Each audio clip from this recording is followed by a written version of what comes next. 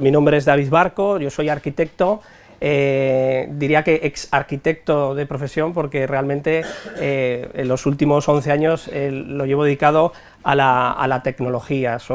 Me considero arquitecto tecnólogo, BIM coach, entrenador del BIM, y tengo una actividad realmente intensa en todo lo que tiene que ver con la divulgación, con el desarrollo de conocimiento y participación y compromiso con todas las acciones que se están realizando a nivel de comisiones, a nivel de comités, a nivel de grupos de investigación, lo que el tiempo dé de sí. Un grueso importante de la actividad lo tengo con la consultora Berlan BIM, que estamos ubicados en el País Vasco, con ubicación en Hernani, al lado de Donosti, y en Bilbao, y la verdad es que cubrimos todos los ámbitos de implantación, teniendo un aspecto muy importante todo lo que tiene que ver con la fabricación y la parte industrial, que es una esencia realmente importante en la zona del País Vasco, y donde ese espíritu de innovación que existe allí ha coexistido, ha congeniado bastante bien con nuestra filosofía.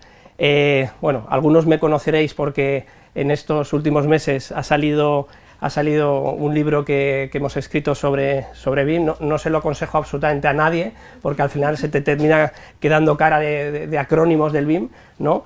Y bueno, la verdad es que es una experiencia realmente interesante, porque 10 años de investigación, cuando tienes la suerte de poder escribir un libro, siempre desde un punto de vista académico y práctico, pues ayuda a sintetizar muchísimos de los conceptos que realmente son complejos de luego explicar, ¿no? De esa manera, pues para nosotros nos ayuda realmente el haber realizado este esfuerzo y trabajo de casi 3 años, ¿no? Vamos al grano. La importancia de la implantación BIM en los sectores de hábitat, eficiencia y energética, ¿vale? Entonces, el problema que tenemos a día de hoy es bombardeo absoluto de acrónimos, de palabras, de conceptos que no entendemos ni siquiera los que estamos trabajando con ellos en el día a día, y a veces no hace falta que le dediques mucho tiempo, porque en 5 minutos ha salido un nuevo concepto en Twitter y ya estás desfasado, ¿no? Entonces, este concepto de vorágine, que además forma parte del día a día de nuestra sociedad, ¿no?, en el que casi en vez de información hay desinformación por el volumen que tenemos, lo que necesitamos es precisamente esto: que alguien nos lo estructure, nos lo clasifique, lo simplifique, para que los que no están en el día a día pues puedan acceder a él de una forma sencilla, clara y sobre todo direccionada. Yo no necesito saber el 100% de los conceptos. Si necesito saber conceptos relacionados con la gestión de las personas, pues me voy al colorcito amarillo, y entonces hablamos de conceptos de recursos humanos, de cooperación, de comunicación, de coordinación, de roles, ¿vale? Y obvio el resto de conceptos que podré ir en el momento que lo necesite de una forma sencilla y bastante direccionada.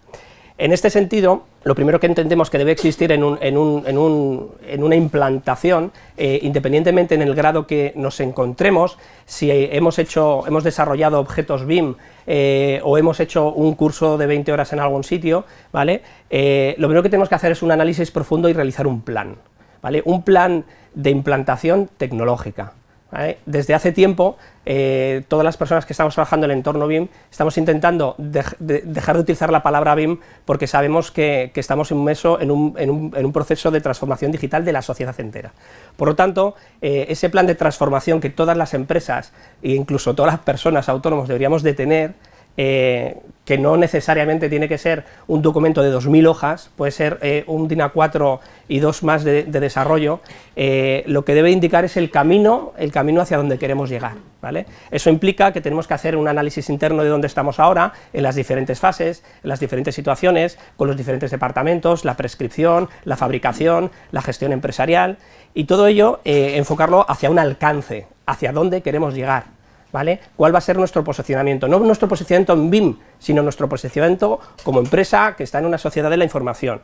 A partir de ese momento, pues ya podemos empezar a desglosar en subtareas de costes, de necesidades de roles, de infraestructuras, de hardware, de software, y poco a poco pues empezarán a aparecer las respuestas claras, las respuestas medias y las respuestas que eran completamente incertidumbres. Entonces, pero si conseguimos seguir este guión, por lo menos tendremos un análisis interno de hacia dónde queremos llegar, ¿vale? Muchas veces este análisis lo que implica es que simplemente necesitamos una mejora de productividad, necesitamos afianzar un producto, necesitamos lanzar un producto nuevo, ¿vale? A lo mejor necesitamos mezclar dos tipos de trabajos, el de la simulación energética con el de la simulación de incendios, con el de la prescripción de proyectos, ¿vale? O el desarrollo de proyectos para nuestros clientes, ¿no? Entonces, esos análisis lo que empiezan a dar son caminos de posibles soluciones. Evidentemente, cuando estamos inmersos en este proceso de implantación, la palabra inversión aparece, ¿vale? Pero yo no conozco ninguna empresa en la que todos los años no haya una partida de inversión, ¿vale? Por lo tanto, no es nada nuevo y a veces te sorprendes cuando hablas con alguien y dices, oye, tienes que renovar ordenadores, joder, qué coñazo ahí. Pero bueno, no sé, renovar ordenadores es algo que todas las empresas hacen cada 3, 4, 5 años, ¿no? Normalmente, ¿no? Y no como en algunas empresas del sector, especialmente las constructoras, que solo cambian ordenadores cuando sale el humo del ordenador que lleva ya 11 años trabajando y es imposible que abra ya cualquier programa informático, ¿no? Entonces, eso es algo que suele suceder en el sector en general, y es que solo actuamos de forma reactiva, cuando algo se rompe, ¿vale? En estas situaciones nos encontramos en todo lo contrario, en situaciones que entendemos que tienen que ser predictivas, ¿vale? Si nosotros hacemos análisis previos, vamos a poder tomar decisiones más sensatas y no comprarme un ordenador en el último minuto que va a ser el primero que vea, porque es que tengo que seguir con la producción. Bien, en ese punto, una de las patas más importantes de la inversión, lógicamente, es el software, y aquí hay muchísima incertidumbre de por qué software voy tirando, ¿vale? Aquí tenéis algunos ejemplos de algunos softwares, de los más conocidos, ¿no? Autodesk Revit, Nemetschek, Allplan, Icosynth de Bentley, Archicad, Edificius, SketchUp, ¿no? Son nombres que nos suenan porque los estudios de arquitectura, los diseñadores, son los que principalmente manejan, pero no son los únicos, ¿vale? El problema es que nosotros no nos podemos alinear con un solo software y quedarnos tranquilos, sino que tenemos que pensar que independientemente que apostemos por un software, porque al final tienes que elegir alguno, ¿vale? Tienes que pensar en cómo esos softwares van a interaccionar con otros softwares, a través de qué formatos, ¿no? Y empiezan a aparecer los estándares de intercambio de información, como el IFC, ¿vale? Y el IFC, que es el PDF, ¿no? El PDF del mundo BIM, por simplificar muchísimo, y nos ayuda bastante, ¿no? Pero también empiezan a aparecer soluciones, o por lo menos empezamos a exigir soluciones a las plataformas de descargas de contenidos BIM, de que, oye, si yo he desarrollado en Autodesk Revit y he hecho una inversión X, ahora lo que no puedo es duplicar la inversión y hacerlo ahora en otro modelador, sino que tendremos que buscar entre todos alguna manera de que, si lo hago en una plataforma de una manera relativamente sencilla, pueda pasar a otra, ¿vale? Es un problema de software, ¿vale? Pero parece que hay bastantes caminos y bastantes indicios hacia una solución, ¿vale? Entonces, en ese sentido, otro problema añadido con el software es, claro, nosotros podemos hacer o elegir un software interno para desarrollar nuestros productos, pero el mercado está eligiendo los que elige, ¿vale? Entonces, yo no estoy diciendo ninguna mentira si decimos que la mayoría, el porcentaje significativo del sector utiliza, hablando de diseñadores, Autodesk Revit, ¿no? Es algo evidente, y solo tienes que irte a licitaciones, solo tienes que irte a encuestas públicas del estado del arte del BIM, y ves que ese porcentaje ronda entre el 70-80%, dependiendo de las encuestas que visualices. Por lo tanto, eso ya nos da alguna pista de hacia dónde podemos ir. Esta inversión de software tiene que verse afianzada o analizada con el resto de hardware, el entorno de pantallas, las redes, las wifis, otros softwares de gestión que van a acompañar al software de modelado, cómo conectará esto con el software de fabricación, ¿vale? Entonces, al final, una de las cosas que nos va indicando es que al final necesitamos una optimización, una actualización de la mentalidad también de los equipos. Es decir, antes podíamos tener tareas tremendamente estancas, y aisladas. Ahora mismo, una de las primeras cuestiones que nos pone encima de la mesa el BIM es la interoperabilidad entre sistemas y personas y una necesidad de mayor coordinación. Por lo tanto, esos sistemas estancos tienen que abrirse y empezar a trabajar y colaborar de una manera completamente diferente. Y a medio y largo plazo veremos un cambio de productividad y de forma de trabajar de la gente realmente positivo, ¿vale? Entonces, lo que también nos tenemos que alinear en estos procesos de implantación es hacer bastante psicología del cambio, ¿vale? La gestión del cambio. No solo internamente, sino también con aquellos a los que nos dirigimos, es decir, nosotros podemos ser unos convencidos del BIM y ahora voy al gran despacho de arquitectura que genera millones de metros cuadrados al año, que de momento no tiene mucho interés en BIM, y le tengo que convencer de que esto es bueno para él debería saberlo.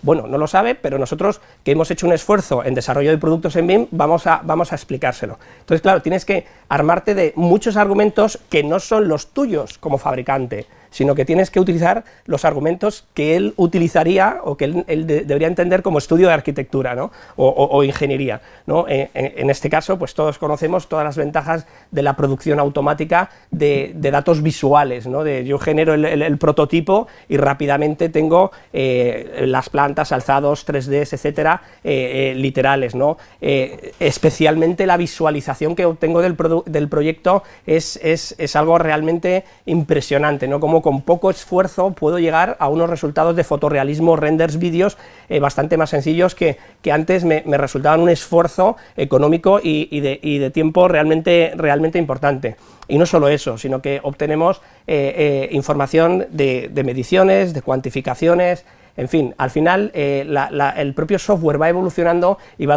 dotándote de herramientas que sistematizan procesos, ¿no? En el mundillo de Revit es conocido como que alguien puede estar perdiendo el tiempo acotando manualmente cuando hay plugins o aplicaciones que se llaman Autodimension All, que significa Autodimension All, todo, es decir, que te puede acotar prácticamente un edificio entero con una serie de criterios que puedes predefinir, ¿no? Con lo cual, esto habla mucho de la sistematización que se está produciendo en el sector y que va a diferenciar clarísimamente las empresas que estén haciendo esta transformación tecnológica de las empresas tradicionales. Ojo que también se empieza a hablar de las empresas tradicionales en BIM. Repito, empresas tradicionales en BIM, es decir, que se da por hecho que las empresas van a trabajar tradicionalmente en BIM, ¿vale? Y que va a haber otras que lo que van a buscar es precisamente multiplicar la productividad a través de ingeniería informática, a través de análisis de Big Data, a través de Machine Learning, de otras tecnologías que van a potenciar y van a multiplicar sus posibilidades. Aquí todo el mundo se asusta y que viene el Skynet de Terminator, ¿no? La inteligencia artificial. Pero lo que hay que hacer es analizar fríamente estas situaciones y ver cómo en mis negocios puedo empezar a implementar estas tecnologías de manera... Eso voy a hablar de todas maneras en la segunda parte, un poquito más en detalle, ¿vale? Pero claro, frente a estas ventajas que podría aportarnos la tecnología, también tengo que conocer muy bien las desventajas o inconvenientes, ¿vale? Entonces, lo primero de todo que vamos a encontrar es cómo las personas no quieren cambiar porque están tranquilos y cómodos haciendo su trabajo el día a día. Entonces, ¿para qué voy a cambiar si lo que hago a día de hoy me funciona? ¿Vale? Yo aquí resumiría, vamos, que la necesidad de implantación ya no está en el análisis de si es necesario o innecesario, si tiene ventajas o inconvenientes. La cuestión es que esto ya es un imperativo, va a ser imperativo legal en breve. A día de hoy, Ministerio de Fomento, todas las obras son obligatorias en BIM, Generalitat de Cataluña, todas las obras que superen ya una cantidad, 5 millones, ¿no? Sí, son obligatorias en BIM en breve, y cuando vaya, y dentro de unos años irá bajando el umbral de esos millones hasta que sean prácticamente todas obligatorias, por lo cual no es una elección a nivel público, pero si vas a nivel privado, iros a los 4 grandes en la parte residencial, Neinor Homes, AEDAS, AELCA, Vía Célere, todos están solicitando a sus proveedores a trabajar en BIM, homologados, algunos de ellos homologados. Si no estás homologado, no trabajas con nosotros, ¿no? Con lo cual, el mensaje está claro, es decir, hay que hacerlo sí o sí, ¿vale? La cuestión es cómo lo vamos a realizar. Luego tenemos otros inconvenientes, y es ¿y cómo modelamos lo que estamos haciendo? ¿Vale? Podemos apoyarnos en grupos de especialistas, ¿no? Como Bimética, como nosotros, que hemos desarrollado también algún objeto BIM, pero la cuestión es que al final, en ese proceso de creación del objeto, se tienen que tomar muchísimas decisiones y a veces no se sabe cómo hacerlo, ¿vale? Entonces, generalmente, pues lo que hay que hacer es, bueno, ¿y cómo se fabrica esto? O cómo se construiría, cómo se llevaría la obra, ¿no? Si analizamos ese ensamblaje, nos estará dando muchísimas respuestas a cómo debería ser ese objeto BIM, ¿vale? Pero nunca nos tenemos que olvidar que ese objeto BIM tiene una doble finalidad, tiene que servir a fabricación, pero tiene que servir a un proyectista que lo tiene que incluir dentro de un proyecto y tiene que ser un objeto BIM que no pese, que sea fácil, que sea sencillo, que tenga mucha información, pero la justa, ¿vale? Entonces estamos ahí buscando un equilibrio realmente complejo, en multidioma, multiversión, multidivisa, multitodo, ¿vale? Entonces, bueno, ese es otro de los inconvenientes, el decidir por dónde arrancar y dónde incluir todas estas tomas decisiones. Lo que sí que es cierto es que también lo que tenemos que tener en cuenta es que las implantaciones no deben de ser acometidas de una forma abrupta, ¿vale? Hay que escalonarla, hay que posicionarla en el corto, medio y largo plazo, decidir muy bien cuáles son las decisiones, las primarias. Y no hay que precipitarse, o sea, esto es una cuestión de años y no vamos a resolver el tema del BIM en meses. Evidentemente, luego, otros inconvenientes es, ¿y qué desarrollo los objetos y dónde los posiciono? ¿Qué plataformas elijo? Existen muchas plataformas en diferentes países, esa elección pues también es algo que hay que realizar, es un análisis realmente importante y hay que aprovecharse que tenemos plataformas cercanas en la misma ciudad que nos pueden ayudar a arrancar, independientemente si al final las elegimos o no, porque parte de su trabajo es ese, precisamente, ¿no? el ayudaros a entender cómo funciona todo esto, ¿no? Es cierto que también la falta de masa crítica, el hecho de estar tomando un café con colegas arquitectos o ingenieros y que muchos de ellos no sepan todavía qué es esto del BIM, pues también te afecta en la parte psicológica, ¿no? Entonces, ese inconveniente es algo que hemos plasmado en las entrevistas que hacíamos estos días, en el que nuestro orden del día era, bueno, ¿qué vamos a hacer para avanzar en el mundo BIM y tal? O qué es lo que necesitan las empresas en el mundo BIM. Y resulta que veíamos a alguna empresa que lo que necesitaba era hablar, ya está, solo poder hablar de BIM, además de con su mujer, con nosotros, ¿no?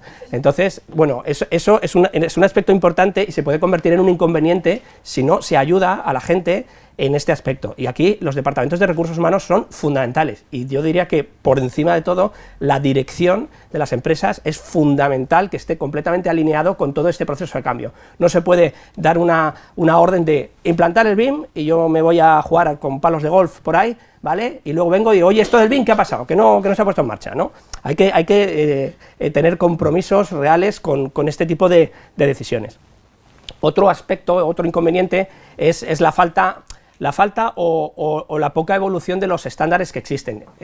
Hay iniciativas que luego contará el ITEC bastante bien, que son realmente interesantes, pero que lo importante es que se tienen que desarrollar aún más, y eso necesitamos a todo el sector, ¿vale? Por lo tanto, nos vamos a encontrar con muchos diagramas en el que nos van a explicar los múltiples softwares que existen, softwares de modelado, softwares de gestión, softwares de revisión, softwares de auditoría, ¿vale?, de integración de datos. Estos últimos son los más importantes para vosotros, es decir, plataformas que lo que hacen es buscar, minar datos entre diferentes entornos para poder visualizarlos de una manera muchísimo más interesante. Estos son genéricos, y lo importante es que tenemos que empezar a desarrollar en el entorno de fabricación. Otro aspecto importante es la familiarización con la programación. Esto es algo que es normal en muchísimas disciplinas y no nos tiene que asustar meternos aún más en programación, porque al final quien maneje la programación es quien va a manejar las bases de datos y por lo tanto va a ser crítico para nosotros, ¿vale? Ya he hablado mucho de las necesidades internas.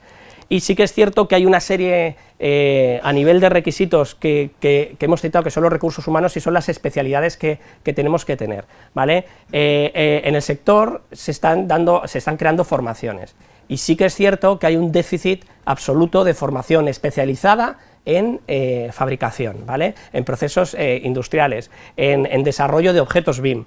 Empiezan a aparecer algunos cursos, pero nosotros, dentro del marco que citaba antes Bárbara, el año pasado, cuando en el País Vasco estuvimos haciendo un plan de formación, diseñamos casi 100 horas de formación específicas para fabricantes, nos dimos cuenta que daba perfectamente pie para casi un máster, ¿vale? Porque al final tú no puedes formar a una empresa de fabricantes que tiene oficina técnica de la misma manera que otra que no tiene oficina técnica, de alguien que solo realiza presupuestos a alguien que tiene que hacer ajustes constantemente de su producto en el entorno de proyectos. Entonces son aspectos muy diferenciales que hay que tener en cuenta, igual que no tiene nada que ver una empresa que se dedica a hacer fachadas que otra empresa que se dedica a hacer sillas o mobiliario que tienden a ser estáticos o bastante predefinidos. Entonces aparece una figura, esto está desarrollado en el entorno americano, que es el gestor de contenidos, ¿vale? Un especialista que tiene que conocer diferentes plataformas, absolutamente experto en programas de modelado y sobre todo en optimización de procesos de modelado, de gestión de los mismos y sobre todo en programación para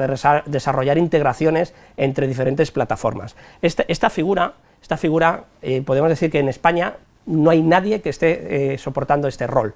Claro que habrá expertos o BIM managers que pudieran cubrir muchas de estas expectativas o capacitaciones, pero a día de hoy no es una figura conocida y fijaros la importancia que estamos hablando.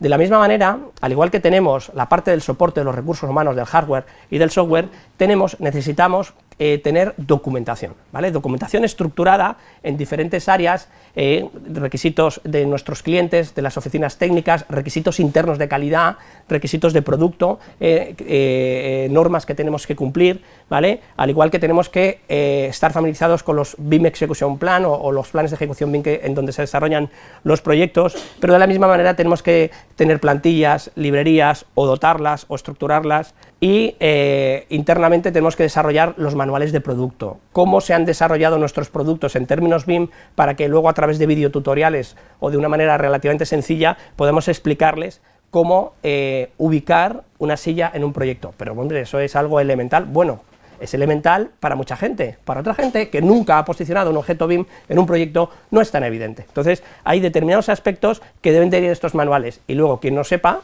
pues se los leerá y quien sepa pues no se lo leerá, ¿vale? Pero nosotros sí que tenemos que tener claramente bien cómo cambia todo esto, ¿vale? Esta infografía que es de Cristóbal, de Bimética, a nosotros nos ayudó muchísimo a empezar a estructurar lo que son las capas de información que deben de existir dentro de un objeto BIM, ¿vale? Nosotros lo transformamos en este guión, que al final un objeto BIM tiene que estudiarse muy bien cómo se posiciona, cómo es su esqueleto, los componentes y subcomponentes que lo componen, los materiales, la forma en la que se va a medir, cuantificar, la forma, el tipo de información que debe de ir, información crítica, el tipo de inteligencia que tiene que tener este objeto BIM, inteligencia y funcionalidad, ¿vale? El grafismo que se va a utilizar y sobre todo, pues eso, cómo va a ser usado.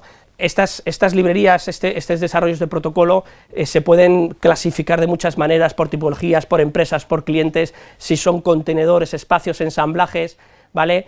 Si están relacionados o no con bases de precios, con qué sistemas, con qué metadata están organizadas, en qué plataformas lo vamos a subir. Aquí tenéis un listado de plataformas de las más conocidas y son muchísimas más. Nosotros tenemos listado casi 40 entornos de descargas de objetos BIM. Por último, el año pasado, parte del trabajo que hicimos fue coger los niveles de madurez del Reino Unido y transponerlo a las necesidades del fabricante, ¿vale? A través de unas charlas con post-it empezamos a detectar estas necesidades, empezamos a organizarlos y de esa información salió la primera matriz de niveles de madurez, de implantación, de transformación tecnológica en entornos de la construcción y en fabricantes, ¿vale? Este fue el primer resultado, pero quisimos que esto llegara mucho más lejos y lo desarrollamos a nivel de cono, que también ayuda bastante a poder entender todos estos aspectos. Esto está a disposición gratuita y lo que hemos hecho este año en el marco del proyecto ha sido todavía escalarlo aún más para ir teniendo el marco de trabajo del plan de implantación BIM dentro de una empresa del sector de fabricación, ¿vale? Entonces, las grandes capas son las relacionadas con los datos, la forma de coordinarnos interna y externamente, los requisitos normativos que vamos a tener, ¿vale? Los niveles de información, desarrollo, detalle, tolerancias, funcionalidad que van a existir dentro del entorno, cómo van a desarrollarse los objetos, qué habilidades o usos se le van a dar a los objetos, los softwares y los formatos con los que vamos a trabajar, cómo va a evolucionar el sistema de aprendizaje, cómo el diseño interno-externo va a ir evolucionando, al igual que la visualización y la virtualización, ¿vale? El propio espacio de trabajo donde desarrollamos el día a día, al igual que los entornos externos, están evolucionando constantemente el entorno de trabajo, carpetas, Common Data Environment, las bases de datos, los procesos, la forma de comunicarnos, la forma de reunirnos, todos los aspectos legales, la captura de la realidad, la sensorización, la fabricación. Fijaros toda la cantidad de capas que hay que atender y hacer un análisis para poder enmarcarnos dentro de ellos y decir dónde estamos ahora y hacia dónde queremos llegar. Cada nivel representa en torno a 3-5 años, entendiendo que ese nivel 3 en el que aparece inteligencia artificial, el Internet of Things, el blockchain, etcétera, etcétera, estamos hablando de un entorno entre 6, 10, 15 años, ¿vale? Bueno, y termino, ¿vale? Las conclusiones. Lo más importante de lo que estamos hablando es que si no medimos, si no tenemos indicadores de todas las acciones que estamos realizando, no vamos a saber en qué punto estamos. Y no solo nos tenemos que centrar en cuántas descargas ha tenido mi objeto BIM que he posicionado en mi página web o en una plataforma, sino que muchísimas veces es más importante la presencia, si he conseguido más presencia en el sector, si la imagen de la empresa se está asociando con un aspecto tecnológico de disrupción, que también eso es positivo, ¿no?